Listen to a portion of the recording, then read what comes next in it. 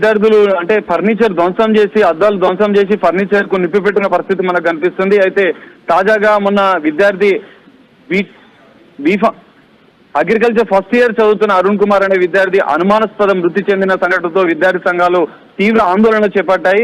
అయితే లక్షల ఫీజులు వసూలు చేస్తారు కానీ విద్యార్థుల ఆరోగ్య పరిస్థితి పైన ఎలాంటి చర్యలు అంటే భద్రత చర్యలు చేపట్టారని చెప్పి వాళ్ళు ఆరోపిస్తున్నారు.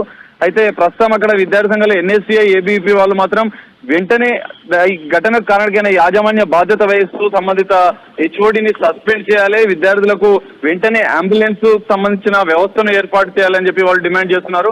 మనం విజువల్స్ లో చూస్తున్నాం, యాజమాన్య తీరు కూడా వీళ్ళు అంటే దురుసుగా ప్రవర్తిస్తున్నారు. విద్యార్థుల సమస్యలను పట్టించుకోకుండా వాళ్ళకు ఎక్స్ప్లెయిన్ చేసే అవకాశం కూడా లేకుండా కనిపిస్తుంది. దీంతో విద్యార్థి సంఘాల నాయకులు విద్యార్థులు తీవ్ర ఆందోళన వ్యక్తం చేస్తున్నట్లుగా మనకు కనిపిస్తుంది సచిన్. అయితే విద్యార్థులు 800 అంటే 1000 మందికి పైగా విద్యార్థులు